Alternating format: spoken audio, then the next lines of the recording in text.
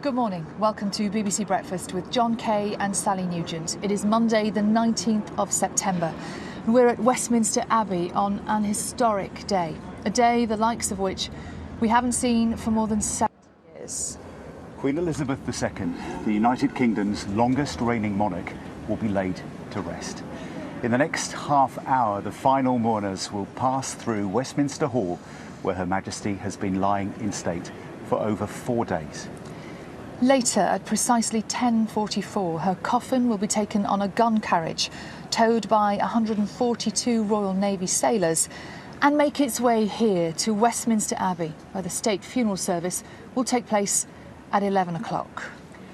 And afterwards, thousands will line the route of a procession from here along Whitehall onto the Mall and past Buckingham Palace before making the journey in the royal hearse to Windsor, where the Queen will be buried alongside her husband, Prince Philip.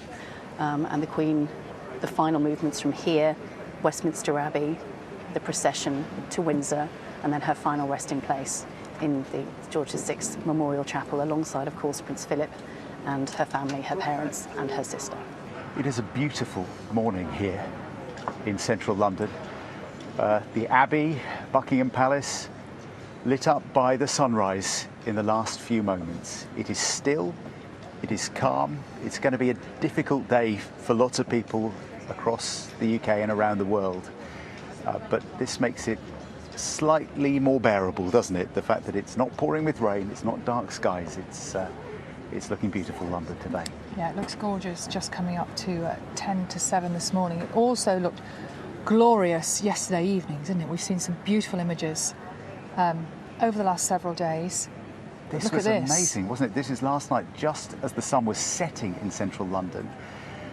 This gorgeous rainbow just arched across Westminster Abbey there in the foreground and right over the Palace of Westminster, where the Queen was still lying in state. Remarkable picture. And thank you, by the way, because you've been sending your memories of the Queen to hello BBC London at bbc.co.uk.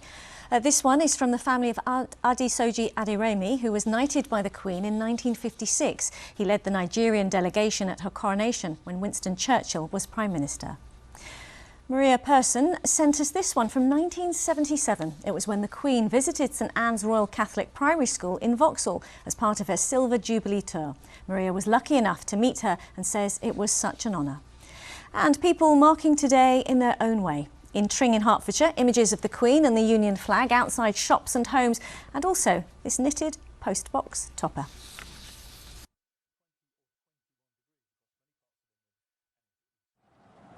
This restless city seldom slows or stops for long, but today there was a distinct stillness. No chatter and galloping feet at the school gate. Shops closed, a sombre sense of anticipation on the quiet streets. In a day of ceremony and sorrow, the nation and the world has bidden farewell to Queen Elizabeth II.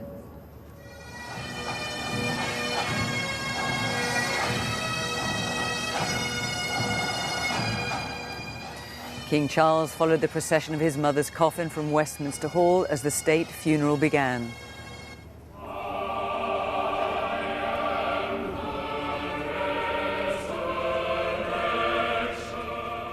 The coffin was carried into Westminster Abbey for a service attended by 2,000 guests, including 500 foreign leaders, royals and dignitaries. All the generations together, the Queen's grand and great-grandchildren in solemn procession.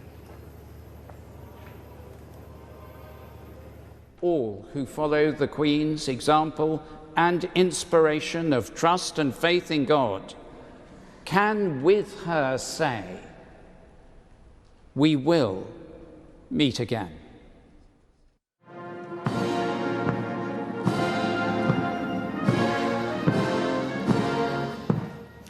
The funeral march echoed around central London as the coffin was accompanied on its final journey by members of the armed forces from the UK and Commonwealth.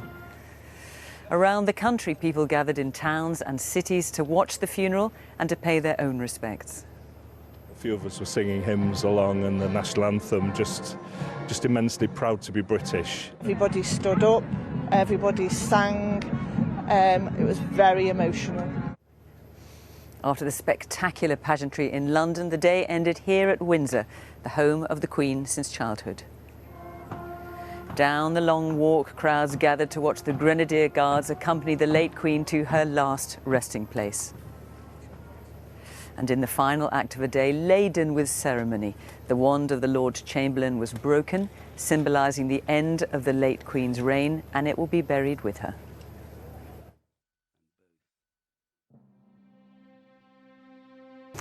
And that is all from us here in Windsor today on the day the nation and the world bade farewell to Queen Elizabeth.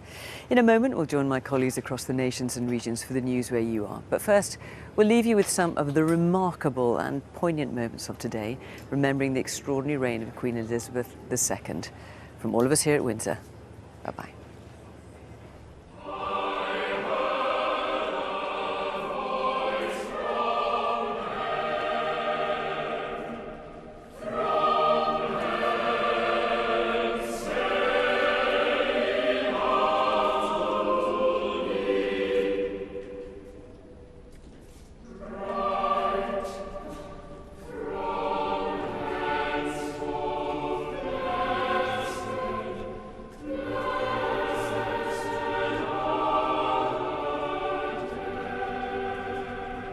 Will you solemnly promise and swear to govern the peoples of the United Kingdom of Great Britain and Northern Ireland? I solemnly promise so to do. Rarely has such a promise been so well kept.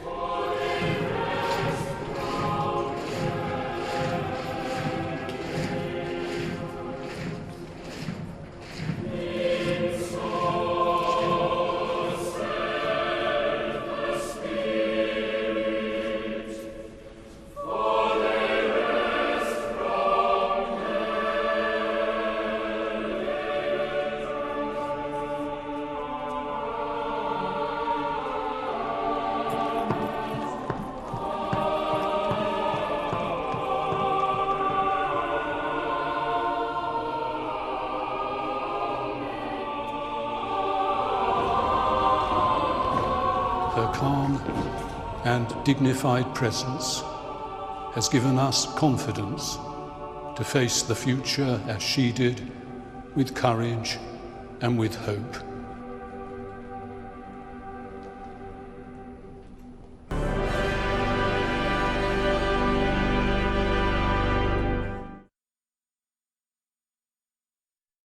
We have witnessed an unprecedented day. The pomp and pageantry of the Queen's state funeral and the country saying a final farewell to our longest serving monarch who died 11 days ago. We will leave you tonight with some of the key moments and people coming together in and around the capital at this historic time that will live long in the nation's memory. From me and everyone on the BBC London team, bye-bye. Within the past few minutes, Buckingham Palace has announced the death of Her Majesty Queen Elizabeth II. She's always been there in my life, so I just want to say goodbye and thank you. Sam, I'm glad we've got 10 days of mourning, really. Yeah, you need that. Yeah, we do need it.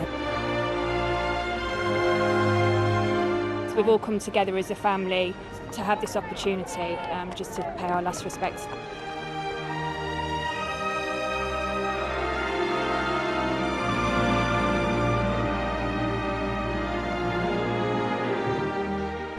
It's a sea of flowers, an ocean of grief. The cab trade adored the royal family, and as you saw by the procession in the Mall, we will miss the Queen so much.